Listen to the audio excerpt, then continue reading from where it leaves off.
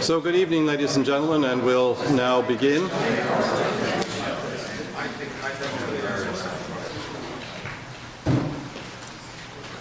Good evening, ladies and gentlemen. In my capacity as the President of the Royal Nova Scotia Historical Society and also a faculty member in the School of Information Management here at Dalhousie, I'm very pleased to welcome you to this evening's public lecture. Planning for this lecture actually began several months ago, and it is co-sponsored by the Royal Nova Scotia Historical Society, the Nova Scotian Institute of Science, the School of Information Management here at Dalhousie, the Atlantic Node of the Situating Science Research Cluster, and the History of Science and Technology program at the University of King's College. This year marks the 150th anniversary of the Nova Scotian Institute of Science, of which we're going to hear lots more in a few minutes. And in recognition of this achievement, the Royal Nova Scotia Historical Society, which also traces its roots to the latter half of the 19th century, but not quite as old as the Nova Scotian Institute of Science, proposed this joint public lecture with the Institute. The executive members of both societies met, they considered the idea, and quickly agreed that an invitation be extended to this evening's distinguished lecturer to deliver this public lecture on an aspect of science in Nova Scotia. Dr. Zeller decided to focus her attention on the Institute itself, which is doubly fitting for this occasion. And so that initiative quickly drew in other co-sponsors, and voila, we have this lecture here tonight. While the co-sponsors have come together jointly to offer this evening's lecture, these organizations also independently present a variety of additional public lectures, and I want to draw your attention to immediately forthcoming lectures, which you may want to put into your calendars. So next month, on Wednesday, the 12th of December at 7:30, the Royal Nova Scotia Historical Society will present the last in the fall series of lectures when Dr. Keith Mercer, Research Associate at the Gorsebrook Research Institute of Atlantic Canada Studies at St. Mary's University, will speak about Love and War, the Royal Navy at Halifax during the Napoleonic Wars, and that lecture will be given at the Nova Scotia Archives in the Aikens Room, which is the usual venue for the Society's lectures. Next month, also on the 3rd of December at 7:30 p.m., the Nova Scotian Institute of Science will present the next of its public lectures, in which Dr. Eric Mills, a very well-known historian of oceanography and Dalhousie professor, will speak about Canadian marine science from Titanic to BIO, or the Bedford Institute of Oceanography. This topic is quite fitting also for this year because the Bedford Institute is celebrating the 50th anniversary of its scientific research from its headquarters in Dartmouth. And the lecture by Dr. Mills will be given at the Museum of Natural History on Summer Street, which is the usual venue for the Institute's lectures. And Dr. Mills, that distinguished gentleman, is in the audience here tonight. So, Eric, you'll want to entice people to your lecture in a few weeks' time. This evening's lecture concludes the fall series of public lectures offered by the School of Information Management, and we have an exciting suite of public lectures that will be presented in the winter term beginning in January, so please watch for announcements of those lectures in due course. And for forthcoming lectures and events sponsored by the Situating Science Network, I recommend that you visit the website of the network, www.situsci, that's situsci.ca. This week, the Black Loyalist History Society is presenting a workshop at the Canadian Museum of Immigration at Pier 21 on African Canadians and the War of 1812, and the opening reception for that workshop is tomorrow evening at the museum, which will kick off 2 days of scholarly debate, discussion, and community celebrations, and you are all invited to that event. And then finally, on the matter of public lectures, Daryl Burke, who is the manager of the Balmoral Grist Mill and Sutherland Steam Mill, will present a talk in the Industrial Heritage Nova Scotia Public Lectures series, and his lecture is entitled Balmoral Grist Mill and Mills of Matheson Brook on Monday the 3rd of December. This is a competitor for you, Eric, at in this case at the Museum of the Atlantic on Lower Water Street. So, ladies and gentlemen, if you wish to be historically informed, and I know you all do, then do take advantage of these forthcoming events. These associations will also welcome you as members too, and in that regard you can sign up tonight to the Nova Scotia Institute of Science, which has a table in the lobby, and I'm sure the Royal Nova Scotia Historical Society would also welcome your membership. On a rather sad note, as President of the Royal Nova Scotia Historical Society, I regret to inform you of the death of Dr. William B. Hamilton 2 weeks ago. Dr. Hamilton was elected a Fellow of the Royal Nova Scotia Historical Society, which is the highest honour of the Society. He was also a Fellow of the Royal Society of the Arts. He's a native of Brule Point here in Nova Scotia. He may be known to you as the author of Place Names of Nova Scotia, which was published by the University of Toronto Press in 1996, and another book called Local History in Atlantic Canada, which was published by Macmillan and Company of Canada in 1974. A memorial service for Dr. Hamilton was held at Mount Allison University in Sackville, New Brunswick on the 9th of November. Now, just a couple of logistical matters and an invitation. For those of you who are not familiar with this building, washrooms, if you go up the doors to the front of the hall on your right, and just go up the stairs, the washrooms are there on the left. If you have not already done so, please turn off your cell phone or smartphone, or turn it into a silent mode. And then, courtesy of the Royal Nova Scotia Historical Society, there will be light refreshments available here following the lecture, here at the front of the auditorium, where you can introduce yourself to Dr. Zeller or just chat with other folks who are here tonight. So now let me turn to the main business of the evening. It's my pleasure to introduce our distinguished speaker. Dr. Suzanne Zeller is a professor of history at Wilfrid Laurier University in Waterloo, Ontario. And besides her position there, where she has been a faculty member since 1987, Dr. Zeller has held appointments at the University of Windsor, Trent University, and the University of Toronto. Dr. Zeller initially caught the attention of the scholarly world for her book, Inventing Canada, Early Victorian Science and the Idea of a Transcontinental Nation, a volume which grew out of her doctoral research at the University of Toronto and was published by the University of Toronto Press in 1987. That volume quickly established her reputation as a thorough researcher and an insightful author of Canadian history. And shortly after it was published, it received honourable mention in the Sir John A. Macdonald Prize competition of the Canadian Historical Association. The significance of Inventing Canada and its ongoing influence led to it being reissued with a new introduction by McGill Queen's University 3 years ago. So this book is still having resonance in the historical community, considerable resonance. Since publishing Inventing Canada, Dr. Zeller has brought out a steady stream of book chapters, periodical articles, and other titles. Among recent titles are Recalibrating Empire, Humboldtian Climatology in the Reports of the Palliser and Hind Expeditions to British North America's Great Northwest, 1857 to 58, which was published this year in a volume published in Berlin. And another title, Sir William Logan and Sir J.W. Dawson, Victorian Geology as Scottish Science in a New World Environment, which was published in a book by McGill Queen's University Press. Some members of this audience will probably recognize the names of William Logan and J.W. Dawson. John William Dawson, the latter, was a Nova Scotian scientist of national and international reputation.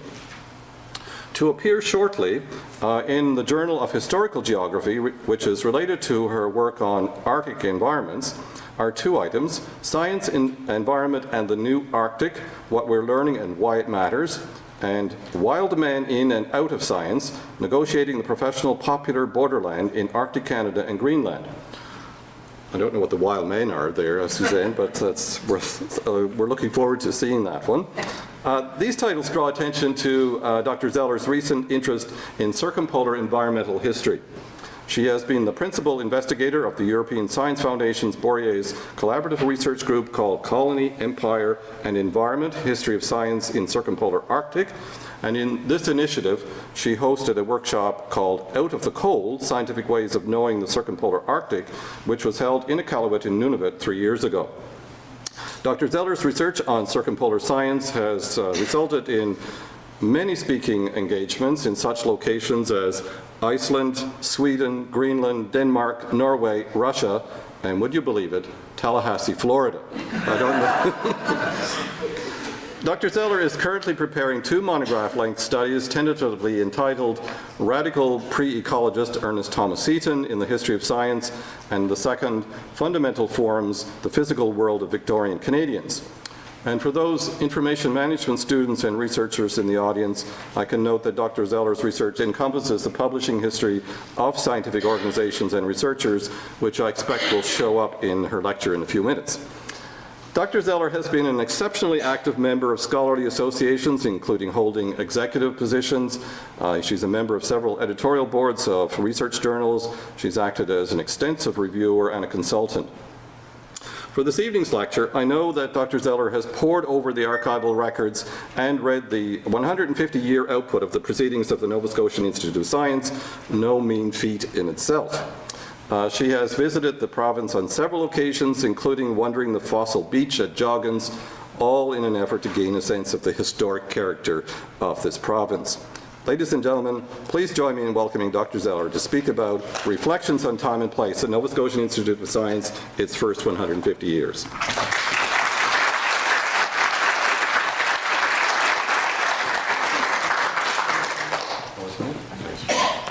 It should be.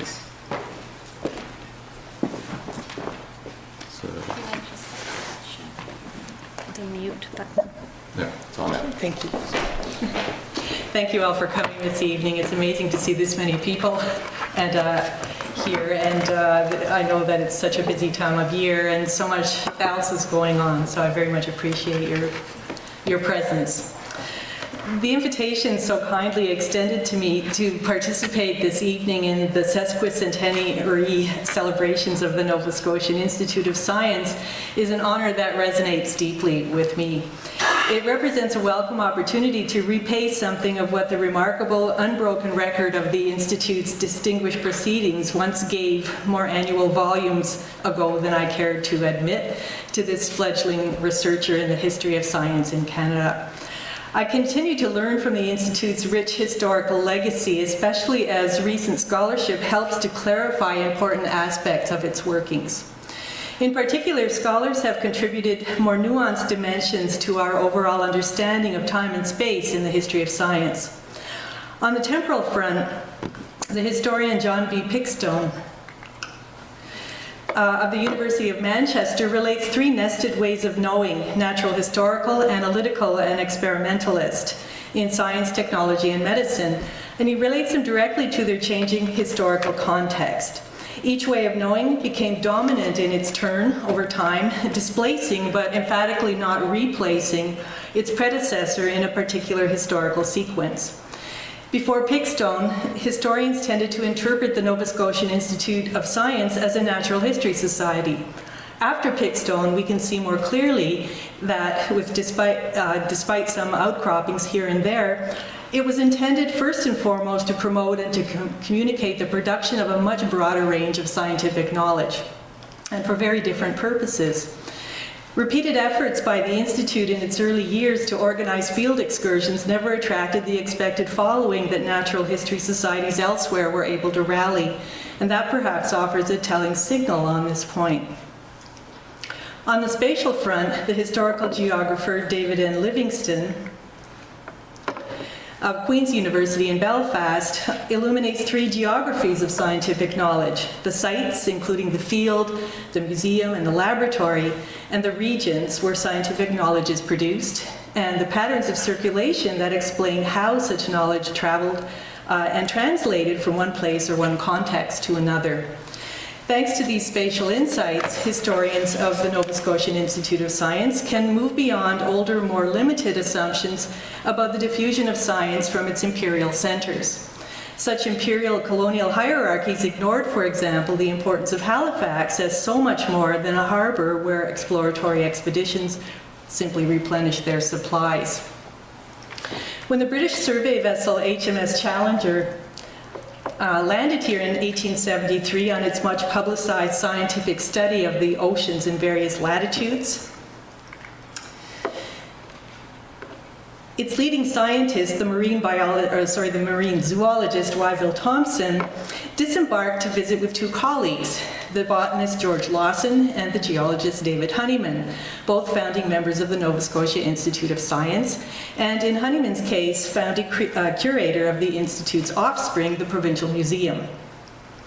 These professional connections opened the Challenger to Haligonians for an unforgettable guided tour, not only of what Honeyman enthused were apparata of the most perfect description that human invention had yet attained to, or of natural wonders dredged from the ocean floor, but also of the scientists' shipboard working quarters.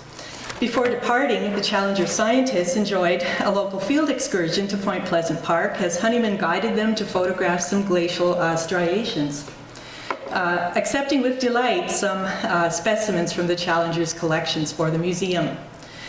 It's these kinds of historical dialogues, exchanges of various sorts between the Nova Scotian Institute of Science and the wider world that historians have become better equipped to recover, and with them, more of the historical experiences over time that compel the Institute repeatedly to reconsider its changing relationship to the place from which it took its name.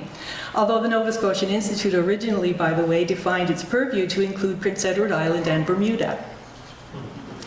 Established as a crucial node of the expanding British Empire, historical Halifax was situated at a busy crossroads where an amalgam of cultures embraced sciences increasingly as key to modern material, economic, and even moral progress.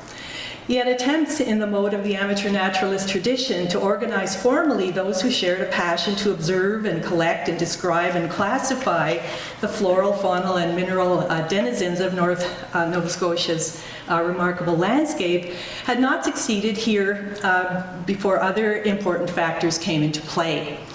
The 1860s were not an age for founding natural history societies, but rather for what Pickstone differentiates as analytical work that built on natural history's prior accomplishments. In Nova Scotia, frustrations over the colony's economic future crystallized as its most prominent scientist, J.W. Dawson, whose classic study of Acadian geology made his name in 1855, left Nova Scotia to become principal of McGill College in Montreal that same year. The end of the General Mining Association's 30-year monopoly of Nova Scotia's coal resources in 1858 at last opened the colony's vast coal fields not only to the possibility of precise scientific assessment, but also to American mining companies only too eager to move in before scientific investigations could delay their profits.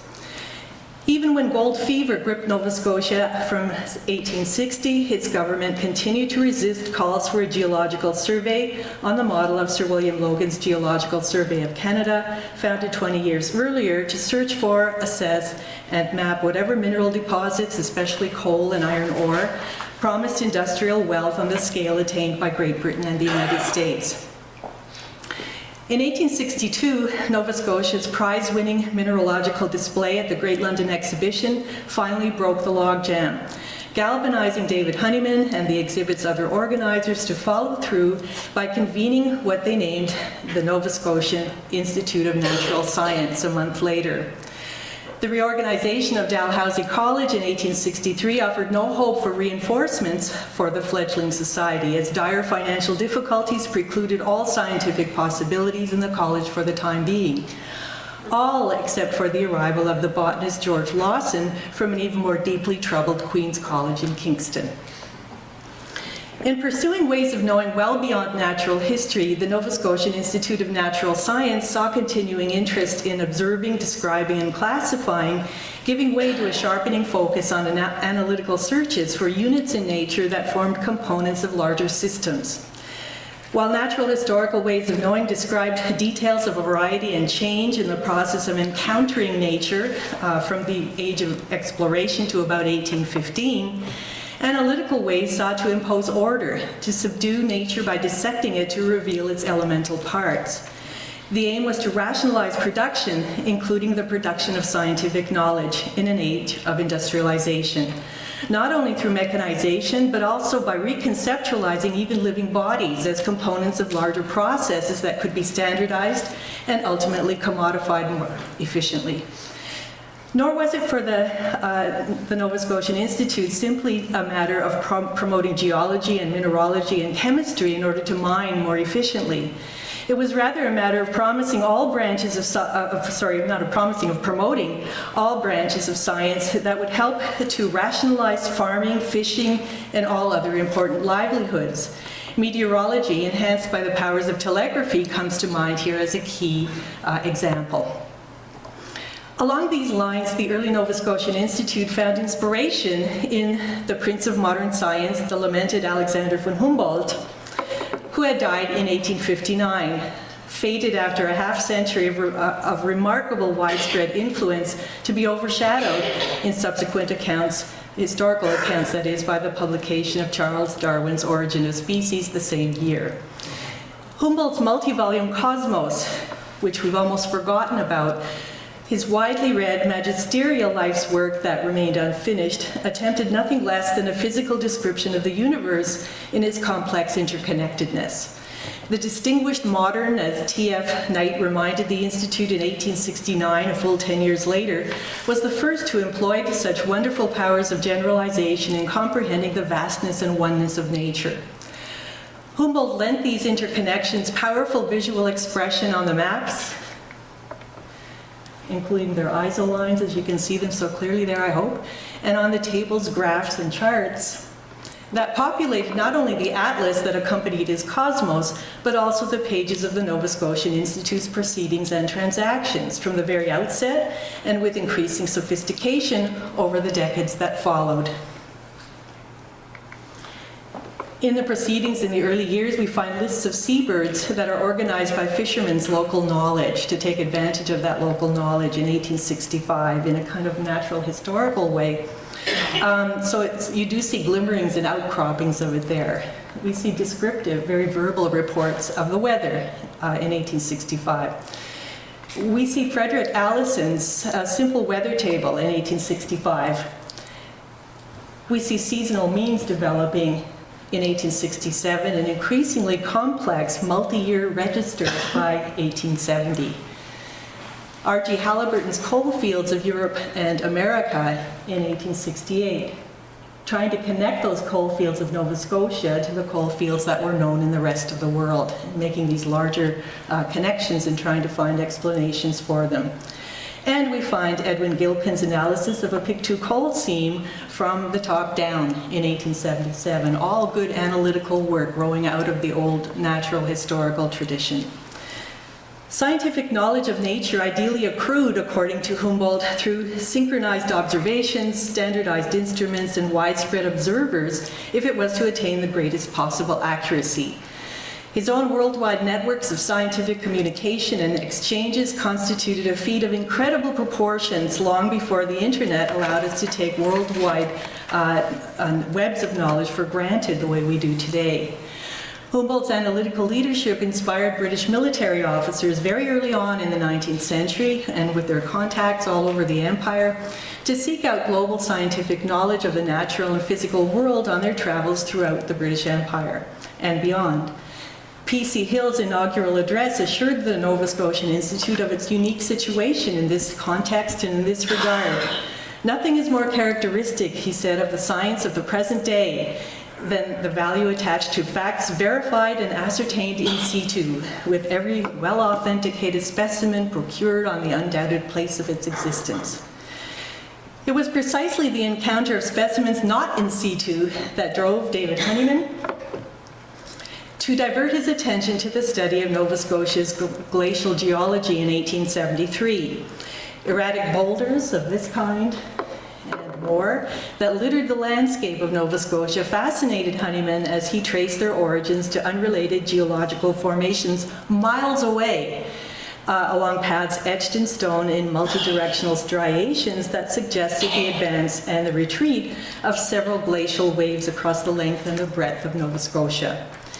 Not satisfied with a local or even a regional overview, Honeyman scoured the areas around Ottawa, Kingston, Montreal, wherever he happened to travel, for further evidence of glacial movement, both firsthand as well as documented by the Geological Survey of Canada, reporting to the Institute in 1883 that he had found the great transportation lines of Nova Scotia extending northwest as far as Hudson and James Bays.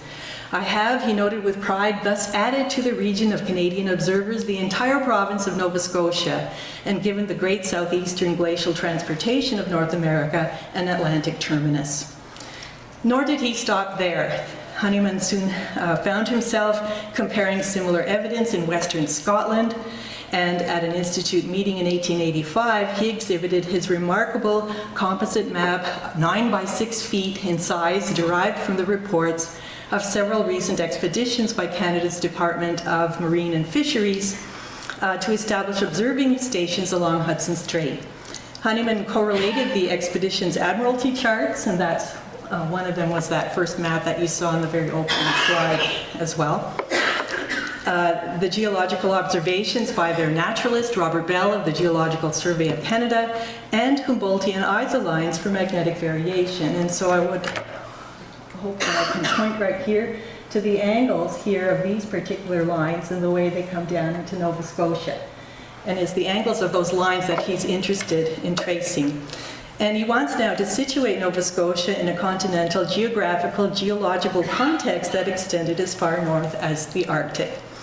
He speculated with no lack of Humboldtian wonder that the conjunction of magnetic, glacial, and water divergence that he discerned on these maps, and as he put them together onto this gigantic composite map, surely cannot be accidental. And their hidden interconnections, he conceded, remained our glacial problem. Believe it or not, this is my horoscope today. And those who know how hard I have looked for this map will take it as an amazing coincidence. It surely cannot be coincidental. I actually found that after I arrived in Halifax last night. I couldn't believe it. So the search goes on for this enormous map, and I hope one day to be able to show it to you. Honeyman's Institute colleague, the botanist George Lawson,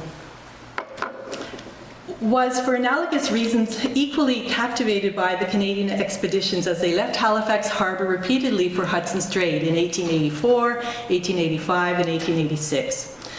Trained at the universities of Edinburgh and Gießen, Lawson had dedicated his research career mainly to the geographical distribution of northern plant forms. When F.F. Payne of the Toronto Meteorological Office returned on the last of these expeditions from Hudson Strait, and he had been stationed at Cape Prince of Wales, which is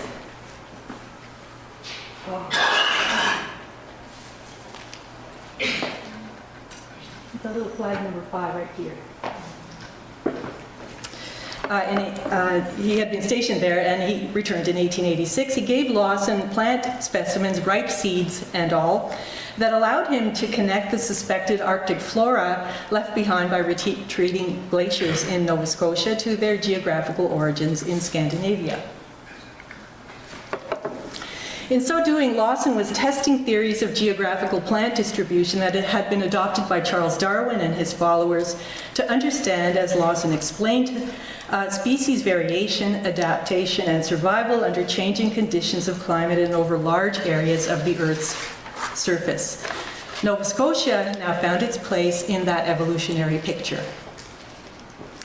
By the 1880s, a shifting context began to challenge the Institute's originally defined focus on natural science in Nova Scotia.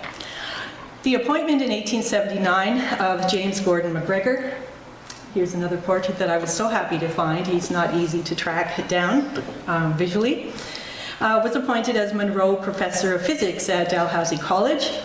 And that appointment not only redoubled the emphasis on analytical approaches through the work of an outstanding Dalhousie graduate.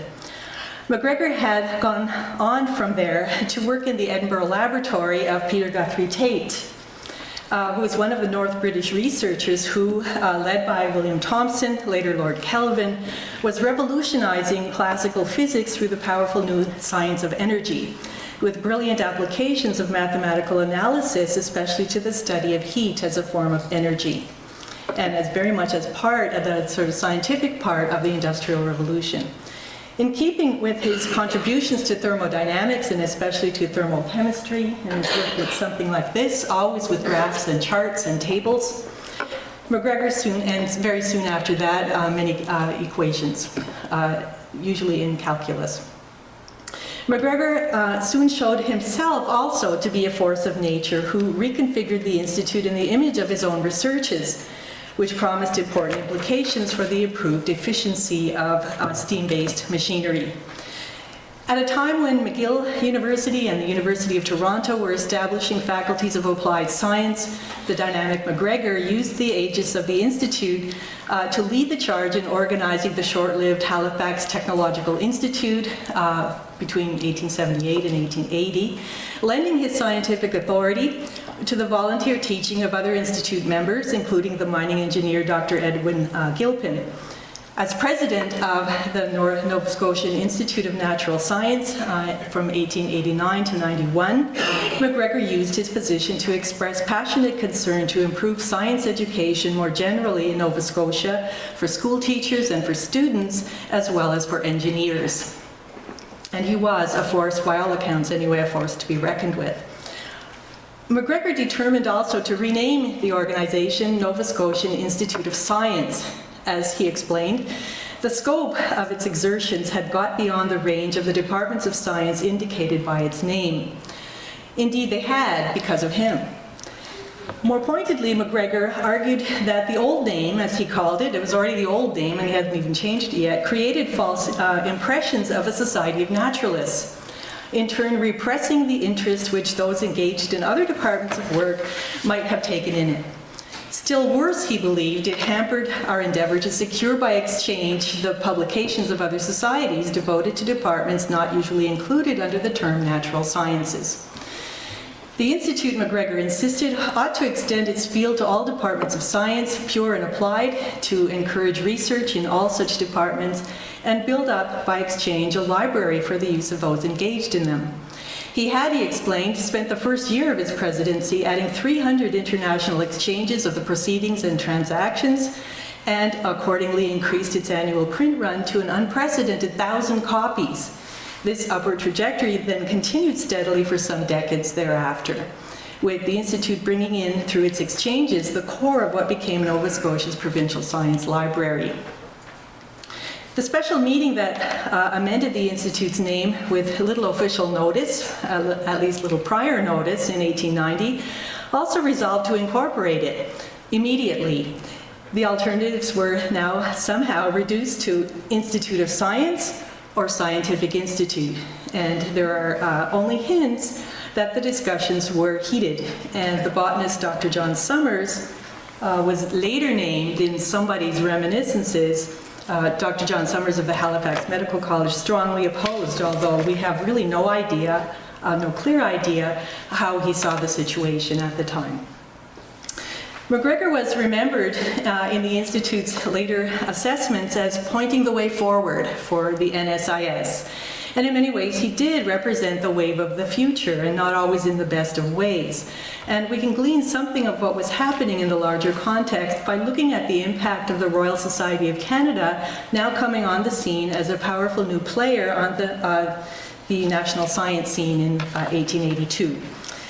The RSC drew the Institute into its force field indirectly through Institute leaders, Honeyman, Lawson, Gilpin, McGregor, all of whom became charter members. And it did so directly with the Nova Scotian Institute, named as one of the original associated societies that would be and were invited by the RSC to send an annual delegate to report on its activities on a national front. As McGregor and Lawson admitted, their original publications would now go to the RSC transactions with their wider audience. Indeed, Lawson presented his Arctic plant study, the one that I just referred to, first to the RSC while serving as its president in 1887, reflecting a pattern that saw the Institute then in 1894 respond by announcing a change in policy that allowed its proceedings and transactions to publish papers that had already appeared elsewhere. McGregor's and Lawson's attraction to the RSC was not shared by the newspaper publisher William Gossip, a longtime Institute member with an impressive record of dedicated service as secretary, council member, and publisher of the proceedings and transactions. As the Institute's first RSC delegate, Gossip was so overwhelmed by the experience of his first railway journey to Ottawa that he could think of nothing other than its minutest details to report, either to the RSC when he got to Ottawa, or to the Nova Scotian Institute when he returned to Halifax. Gossip's ambiguity long characterized the Institute's continued responses to the RSC's annual invitations to participate, often putting off the decision and somehow then deciding or delegating somebody already in Ottawa to do the job for them. From Gotts's perspective anyway, it was a matter of safeguarding the Institute's independence from an elite academy with far too limited a membership. Yet for McGregor and Lawson, the RSC brought welcome opportunities to lobby for, to participate in, and even to initiate larger collaborative projects, including the title researches called for by the British Association for the Advancement of Science at its Montreal meeting in 1884. McGregor also urged the RSC to press for a national program of research grants through a committee to survey institutions around the world on this question. And again, he produces table after table after table of this kind of information from all of the questions that he had raised in surveying these institutions to try to show that this was really, again, the wave of the future and the way that the RSC needed to proceed. For Lawson, it was the dream, strongly supported by McGregor, of a central clearinghouse to direct an army of explorers, as he put it, across the country to collect phenological, seasonal, floral, and faunal information, and to somehow, again, to tabulate it. While Lawson organized the Botanical Club of Canada under the auspices of the RSC in 1890, the remarkable long-term results of its phenological surveys actually stemmed from the Herculean efforts of the Nova Scotian Institute's A.H. Mackay. Do you say Mackay or Mackay? If anybody knows, please let me know. Thank you. A.H. Mackay had studied biology at Dalhousie and become superintendent of education in 1899. And here I can sort of show you the progression here. In 1892, he's tabulating in these kind of simple ways some of the phenological information that he and his friends are collecting. In 1894, he has included Winnipeg. He's starting to move across the country and he eventually gets as far as Vancouver.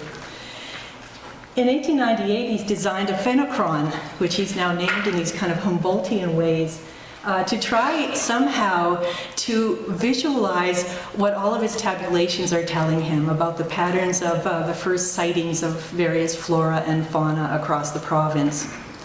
By 1899, all of the public schools in Nova Scotia are being asked as part of the nature study program to get students and teachers to fill out these kinds of surveys, which by 1902 asked 100 questions of these people.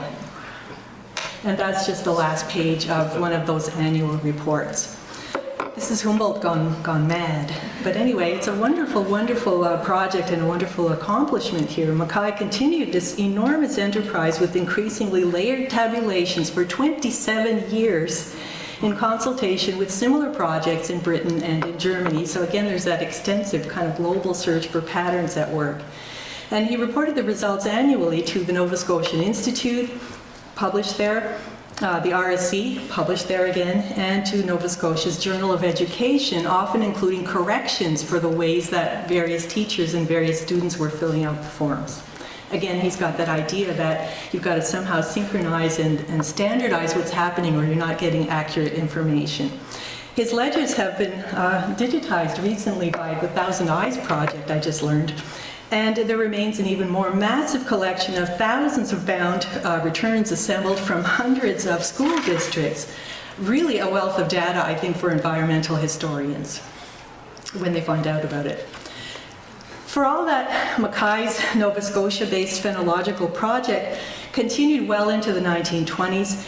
It represented, in its close connection to place, the exception rather than the rule for science in its day.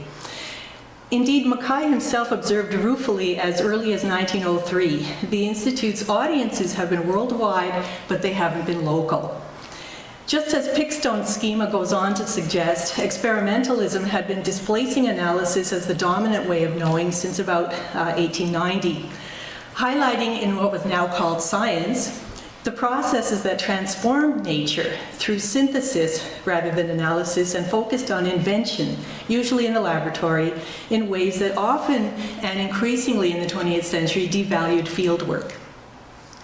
As early as 1898, John Summers, our friend who opposed the name change, and this is why I'm hesitant to attribute motives to him, he's saying in his presidential address to the Institute that he regrets that experimental work was almost wholly neglected in the Nova Scotia school system, while universities struggled to fund researchers' rising expectations for laboratory equipment. A case in point was the Atlantic Biological Station established by the Department of Marine and Fisheries in 1907 and staffed, the Institute again noted and regretted, by far too few scientists from the Atlantic provinces. Except for occasional conservationist reminders of scientists' responsibility to protect Nova Scotia's forests and fisheries from industrial overharvesting, industrial research became the order of the day after 1900, with papers detached from place and focused increasingly on applications of X-rays and radiation, and especially chemical syntheses of dyestuffs. The Great War intensified these fundamental changes as the contest for industrial supremacy, as one president put it, and was acknowledged in 1911, spiraled by 1916 in the middle of the war into desperate fears that Britain and its allies had already lost that battle. The war not only curtailed research when scientists left for military service, it also cut off crucial German scientific supplies that included optical glass and German-controlled biochemical patents. Yet it also opened the coffers for new laboratories, hastily funded by industry, government, and universities, with a redoubled emphasis again on experimentalism through the establishment of the National Research Council laboratories during the late 1920s. While the Institute's memberships, exchanges, and papers continued to decline in numbers for all kinds of reasons during this period, the Great Depression, one of them, the proportion of those papers in biochemistry was rising noticeably, while field-based Nova Scotian ecology made only the kind of first hint of a timid appearance. The Institute tellingly chose to celebrate its 75th anniversary in 1937 by inviting the NRC President General A.G.L. MacNaughton to explain to them the organization of research in Canada, by which he specified he meant industrial research. If we fall behind in the struggle to keep up on this front, MacNaughton warned ominously, we face disaster just as certainly as did the tribal peoples of early history. Total war soon brought home the point as nothing else could, restricting presentations of research in physics and chemistry and the fisheries because of their strategic importance, with a notable impact on the Nova Scotia Institute. The result in that atmosphere was not more papers on Nova Scotia, or even from a Nova Scotian perspective, but more papers in biochemistry. Even in war's aftermath, the Institute welcomed both Nova Scotia's establishment of its own research foundation in 1946 in conjunction with the NRC, and especially the NRC's establishment of the Atlantic Regional Laboratories in 1952. As the Institute's president declared in 1950, by scientific, I mean seeking by experiment the answers to questions concerning natural phenomena. Experimental research is expensive, and throughout the 20th century, the Nova Scotian Institute could never hope to bring in enough membership dues or collect enough government grants, which were minimal anyway, to cover anything like the cost of keeping abreast in this brave new world. Council discussions that returned cynically, cyclically, to the question that A.H. Mackay had raised in 1903, whether the published proceedings, by the way, Transactions was dropped from the title somehow without explanation in volume 20, and never seen again, in 1938, somewhere during the war anyway, whether that ought to give priority to Nova Scotian topics or the proceedings should give priority to Nova Scotian authors. Never in its cyclical discussions did the Council ever favor the Nova Scotian topics, as Cold War priorities after 1945 continued to support the positivist assumptions that dominated alongside of the experimentalist tradition. And yet, time did eventually bring about a shift in context that allowed the Institute once again to find its Nova Scotian bearings. With hints of a new environmentalism that once again valued fieldwork, sometimes even in conjunction with experimentalism, evident in a few papers on ecology presented during the 1950s and increasingly during the 1960s, and science now subjected to unprecedented critical examination, the Institute in 1972 openly questioned its own relevance to the mode that it had followed, seemingly without qualm or question since the early 20th century, as its membership seemed to have failed over time, over those many decades, to grow with Nova Scotia's scientific and technological community. Not retreat, but advance was the wise response. The Institute's noteworthy decision in 1975 to co-sponsor the AC Niche Memorial Lecture Series with invited scholars bringing critical perspectives to important issues in modern science offers an outstanding example of this turnaround. The 25th anniversary of the Atlantic Regional Laboratories earned a dedicated issue of the proceedings in 1977, in which we finally learned from personal recollections that you won't find anywhere else of the difficult maneuvering on the part of Institute members behind the scenes to ensure that the NRC's president's commitments to the funding of those important regional researches would follow through. Even more to the point of reaffirming its connection to place, the 1980s saw a born-again Nova Scotian Institute of Science returning to its Nova Scotian roots in the best possible way by refocusing on regional resource management in environmental contexts, by reaching out to the community, not only to lobby for science, but also to help debunk bad science as an honest broker between science and the society it was supposed to be serving.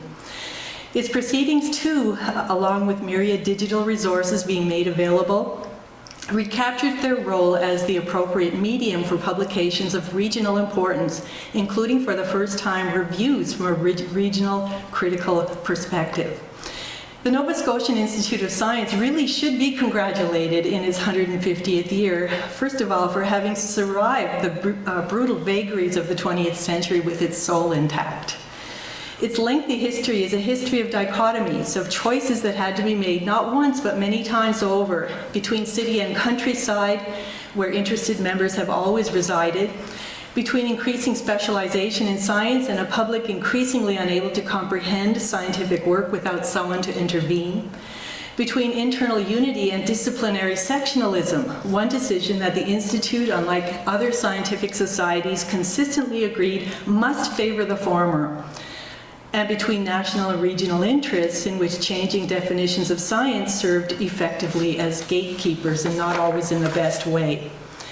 Without the Institute's unbroken series of published proceedings, however, there could be no history of this singular organization because not enough of its unpublished records have survived. As a historian of science, I was thrilled to read through a sequence of efforts by the Institute to explain over time important scientific theories as they came along, from the unity of forces and germ theory in the 19th century to the new atomism and chemical synthesis in the 20th. The discussions that followed these presentations invariably gave some hint of the ways in which these ideas were being received, and that is fascinating to historians, including also the notion of the time lag involved.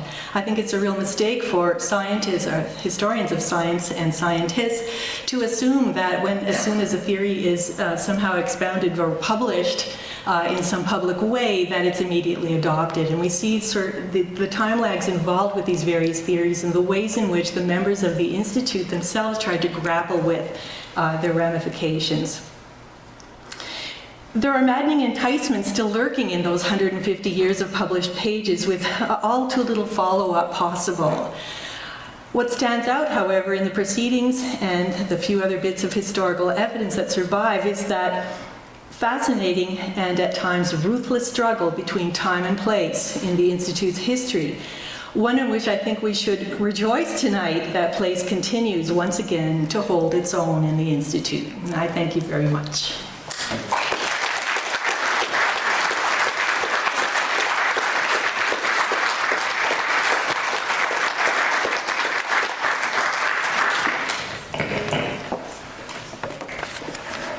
Hello everyone, I'm Michelle Pon, and I'm actually the president of the Nova Scotian Institute of Science.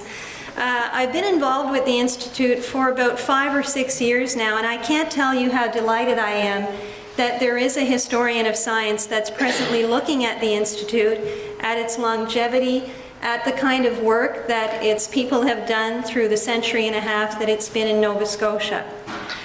Suzanne has agreed to take questions, so we'll open the floor for questions. Right in the middle? Suzanne, after reading 150 years... There's a microphone that's coming to you, by the way. All right. After reading 150 years of articles, was there any way you could sense why people chose to publish in the proceedings rather than an alternative journal? And what was the external world's view of what was the citation level of some of the articles, or what was your sense? I know there's no one's up there measuring that. Okay, I have thought about this question. One of the things that comes through time and again in the earliest years is the surprise experienced by the Institute that anybody, anywhere wanted to receive the proceedings and transactions. The exchange was so successful, and I think that early success was based on the fact that these papers were about Nova Scotia, and there were people all over the world collecting information about geographical patterns.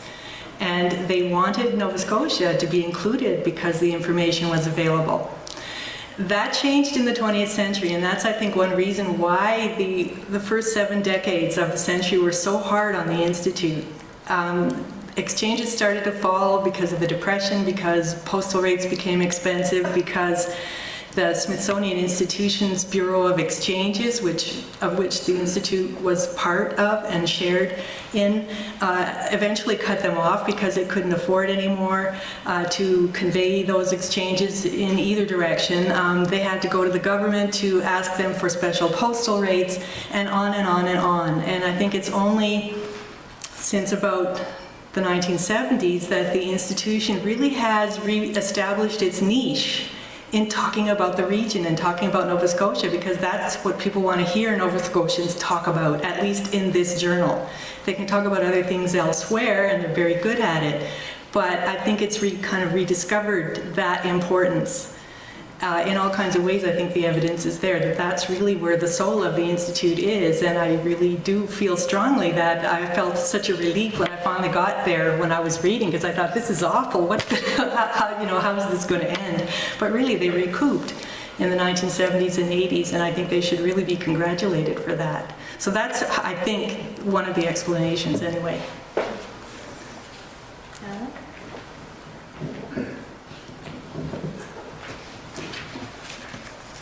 I ask a somewhat similar question related to the national journals that started with the National Research Council started a number of national journals starting about 1960-65, so biology or sciences, etc. Do you see a change in the authors of our own journal at that time, as a number of people who were in the publish-or-perish business go for the national journals or go for the international journals, and we tended to get a different type of author? I don't know. That's exactly what happened. And that's, I think, partly why the Institute suffered so much during those 7 decades. And the more power that the NRC exerted, especially, I think it very much used the war years as an excuse to try to control research, to try to get everybody on the same track. I mean, that speech by General MacNaughton in 1837 is hair-raising.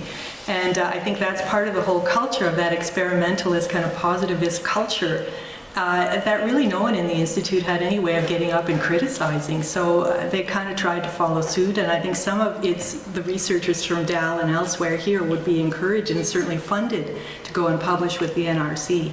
And so the Nova Scotian Institute really lost out in that way. But, I think it was a difficult decision to be publishing that kind of stuff anyway, because that's not what people were looking for from it. That's my impression anyway, from what I've seen. Suzanne, we tend to overemphasize the role of individuals in the history of science, and I do that as much as anyone else as a historian of science, but I'm curious to know that when MacGregor left in the late 19th century, I don't know when it was exactly. He left in 1902. Become a Regis professor, where he's still remembered, incidentally, as I discovered once upon a time. What effect did it have on the Institute? He obviously was such a dominating force.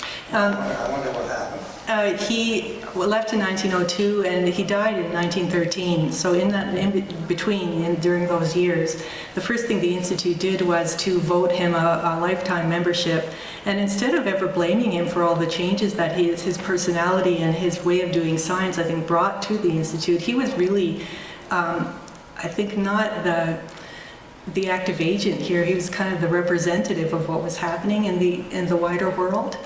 But after that, they also had a portrait painted, and they brought one of the remaining relatives in the region to a big ceremony here to unveil that portrait. And I still believe that it must be somewhere on this campus, hanging in some boardroom somewhere. I wish we could find it. So he was sort of elevated almost beyond belief, especially in anniversary speeches by the presidents, who would look back and remember and see him as the outstanding member of the Institute. And so I think that the impact that he did have was successful largely because that was the way things were going. So he's part of the stream of change, I think, and very much represents it, partly because I think he had such a powerful personality. He was also very well liked by the students, and so in 1913, when he died, they published a whole special issue of the Del Gazette dedicated to him. But surprisingly, like even 75 years later, you see people looking back and saying it was, MacGregor is really, the sort of key person of the Institute. I would never have selected him except for the reasons that I say. He kind of represented that wave of the future.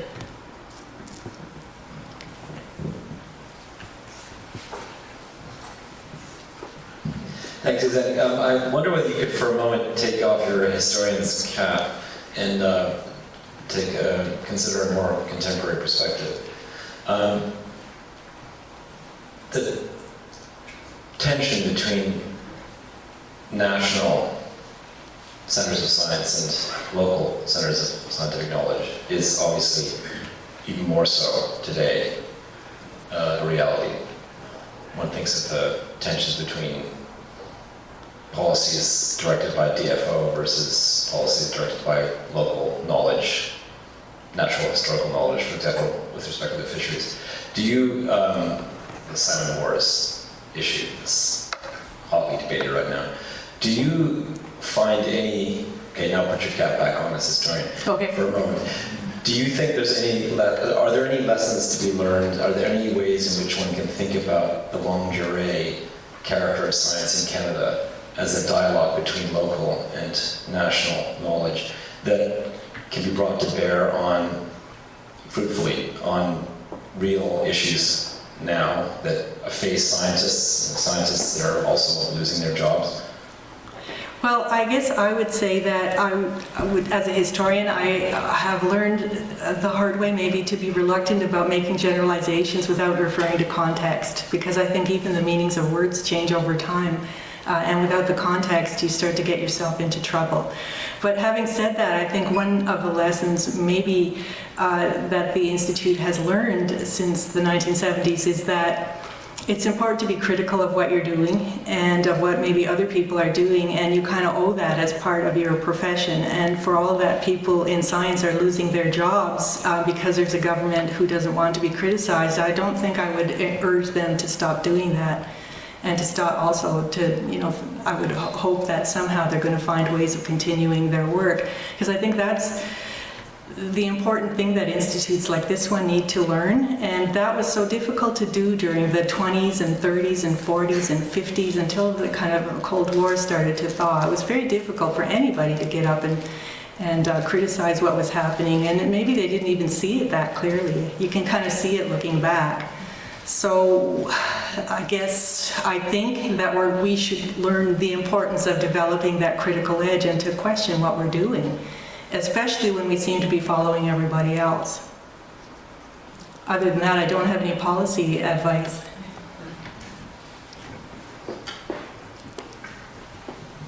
Down here, Bridget.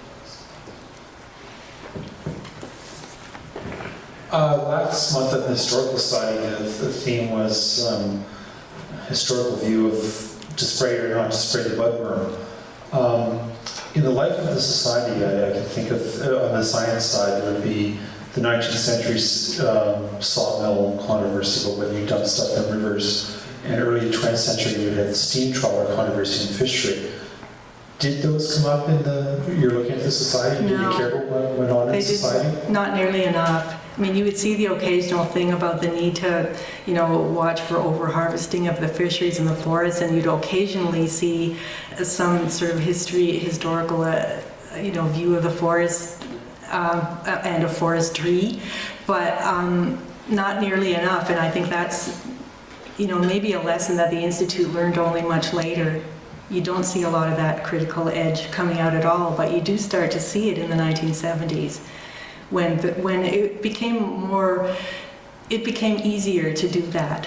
I think this is the part of the problem, that the context, I would never want to blame any of these people for any of what happened. It's part of the context, and it's, I guess, part of our responsibility is to try to see outside of that context and ask what we're doing, and maybe develop qualms and questions that we see earlier generations just didn't do. At least they didn't do it publicly or out loud that I could see.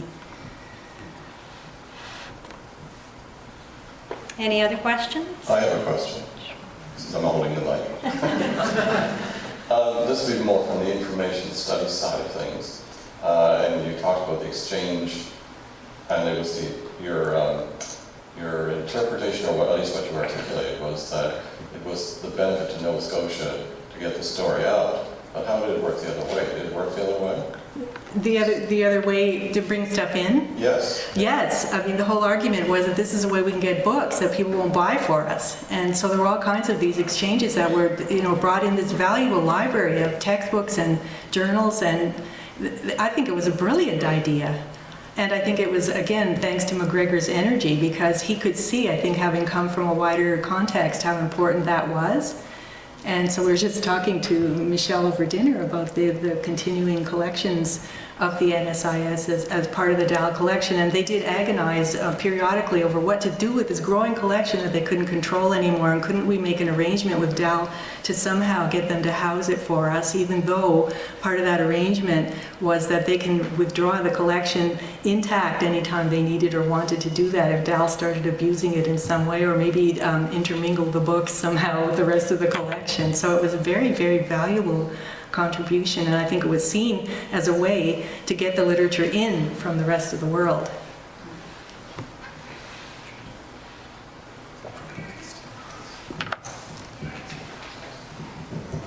As a scientist, I was sort of expecting to see a graph showing the membership over time, perhaps normalized against Nova Scotia population, or if you could do it, normalized against the number of scientists that we have in Nova Scotia. So I leave that with you. But I do have something to say about that, and that's that McGregor actually did that in 1890, but it's disappeared.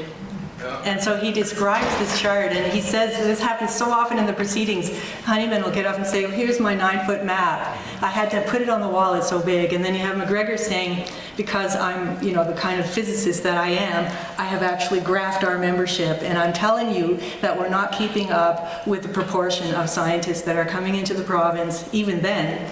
And here I can show this to you because it's on a chart.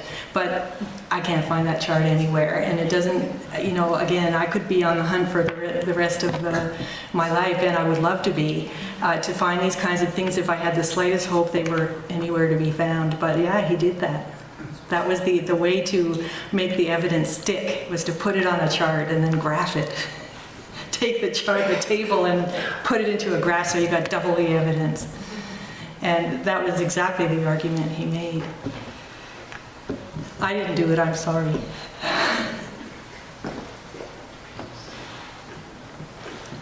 Again, since you read all that stuff, when you point to the change in the 1970s, the concept of production science versus impact science, do you find that starting in the 70s, more of the articles refer to the impact of what production science is doing to the world around the factory, basically, as opposed to, say, the 1920s when it was basically Yes. chemically oriented, you know. Like night and day. And I would say it's the difference in context that allowed that to happen, where people weren't talking that way in the 1920s and 30s. In the 40s and 50s, they were having McNaughton coming in and say, do more research. And I'll tell you why, because we're going down if we don't. But in the 1960s and 70s, they're saying, the rest of the world has started to do a critical examination of science. How are we going to fit into this context? And they finally then do talk about impact, exactly. And they bring in, what I really liked are the papers from that niche memorial lecture series. If you ever want to be inspired, go and read those speeches. They're wonderful and wonderfully thoughtful and informed. They obviously took a lot of thoughtful trouble to choose the right person to come and address some of the issues and in surprising ways that involved modern science and its implications for society. A lot of people say, including me, that things didn't change, people died, that senior members of retired professors simply passed through the scene who'd come up through these, were born in the 1880s and had dominated long past the retirement, and then they more or less died over a relatively short period of time. They were long-lived people, didn't have industrial jobs, and it's suddenly in the 70s there's a whole bunch of a different age generation. Well, that may explain the shift in context, but the shift in context then allowed people to do these things. And we all know, I mean, the 60s had their impact, and all those cultural things help to define how a context shifts. And so that it's easier for people to say certain things than it was before. And I certainly would have thought that given the tone that McNaughton was using in 1937, nobody from the Institute is going to stand up to him and say, but I think we should do some Nova Scotian stuff too. Well, he would have blasted you out of the room. And you would have, you would have been one down in that context. You wouldn't have been able to fight it. You would have been accused of being, part of the backwater and all that stuff, whereas in the 1970s you can do it because the context has shifted. Any others? Yes, in the middle here? Sorry. Yeah, one of the things I enjoyed particularly was seeing pictures of all these scientists we've heard of for years. It must have been quite a job to find those. The Institute did a marvelous job of publishing portraits when they wrote an obituary, but not for McGregor. And in fact, he's not in the Royal Society obituaries because by then he's quit and gone back to Scotland. So it was only on Sunday night, just before I left for Halifax, that for some reason I saw somewhere a citation of this little issue of the Dalles Gazette, and sure enough, there's McGregor. And so some of them were hard to find, but some of them have been very well preserved by the Institute proceedings. Well, I hope when your presentation is published, it will include all those pictures. Oh, I don't know if we have the copyright to do that, and if anyone on this campus ever sees McGregor's portrait, please let me know. I'm convinced it's somewhere in some boardroom or maybe in the Faculty of Applied Science on a wall somewhere. Or in a closet someplace. Oh, God. Yeah. Just curious if the historical societies have similar things across provinces. Does that happen with this type of society too? In the historical side, each province has a provincial-like historical society. They tend to be rooted around the same time, where the Western provinces are totally different century. How does it work in the science world? Is there a provincial science? Is there a New Brunswick Institute, a PEI Institute, a Cape Breton Institute? New Brunswick has one, and that had one at the time. Is that what you're asking me? At the time when it was founded? That's why PEI in Bermuda got included in the purview of the NSIS, because New Brunswick had a natural history society and PEI didn't yet. And somebody in the Institute had just come from Bermuda, had lived there, and wanted to talk about that too, so they threw that in as well. And it's interesting because it allows that little circle as the kind of original purview, but New Brunswick certainly had one. The Institute is probably the second oldest of these associations. The Royal Canadian Institute in Toronto was founded in 1849 and got its royal title in 1851, so it's a little bit earlier on. And it's a similar kind of society. It's not a natural history society like the Montreal Natural History Society and many others in that time. Good. Peter? This will be our last one.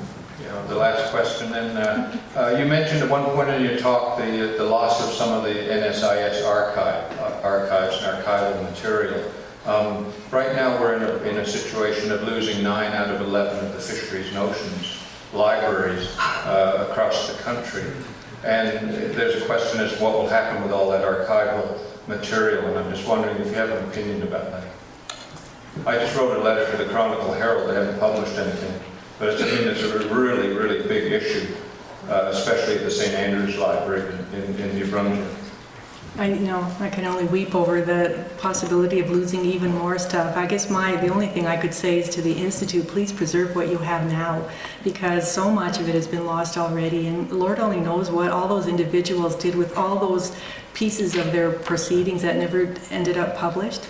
The minutes are not in great shape, the ones that are available in the public archives, and they don't carry a whole lot of information that wasn't reprinted in the proceedings, so that's one good thing. You can find out some things from there. So, but then I mentioned this to Bertram, and being a professional in the keeping of information, I think probably what you were thinking when I said that was, what do we do with all that paper?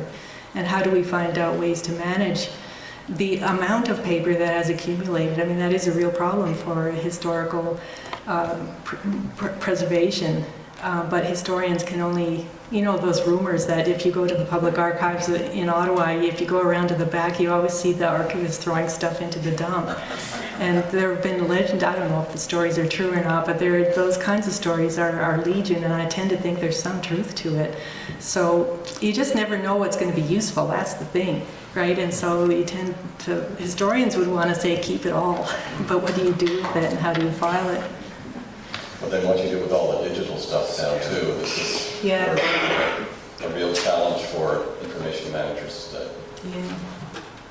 Just for those of you who may not be aware, the Dalhousie Libraries did undertake a project a number of years ago to digitize or scan many of the volumes of the proceedings of the Nova Scotian Institute of Science.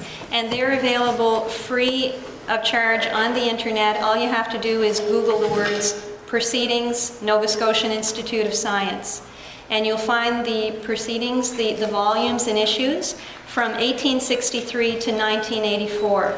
And we are continuing some of that digitization as well. And it's by article, so that if you Google the author, like McGregor, you'll even get all of his articles come up. It's amazing. Yeah. And some of the photographs that Dr. Zeller showed are actually photographs that are in some of the articles and entries that are in the proceedings. So if you use portrait as a search word, once you get to the interface where the proceedings are shown, you will see pictures of Honeyman and J. Bernard Gilpin and some of the other individuals, John Summers, I believe. But not Edwin Gilpin.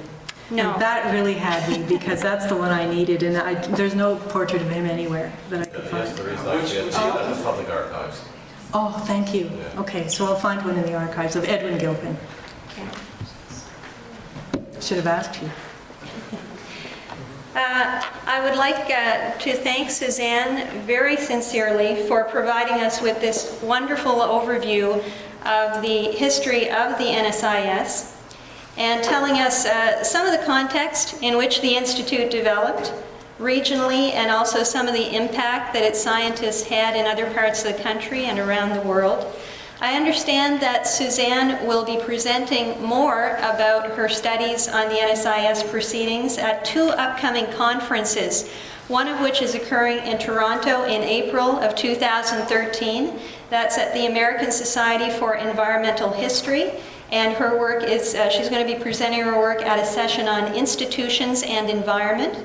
And then later on in August of next year in Munich, at the conference of the European Society for Environmental History, she'll be presenting at a session that's called Circulations of Knowledge.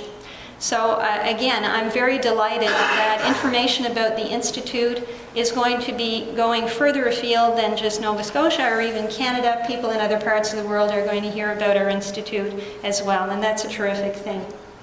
Suzanne, on behalf of all of us, to thank you for this terrific presentation and for all the work that you're doing. Thank you once again. Thank you, Suzanne.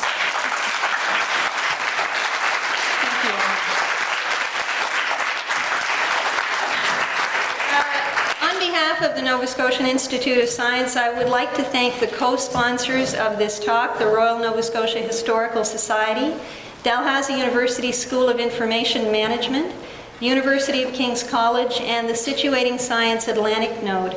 Particular thanks to Dr. Bertram MacDonald, President of the Historical Society, who suggested the idea for this joint lecture on the topic, and who has been the chief organizer of both the lecture and the various events, seminars, and so on that Dr. Zeller is involved in this week.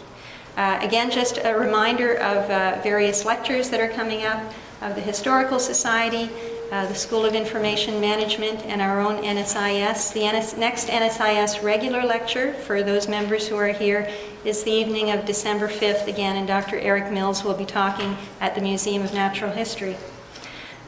We want to thank you for joining us this evening. We do invite you to come and have some refreshments at the front, and there are also publications at the back of the room at the entryway if there are some you'd be interested in taking a look at or purchasing. Thanks very much for coming this evening.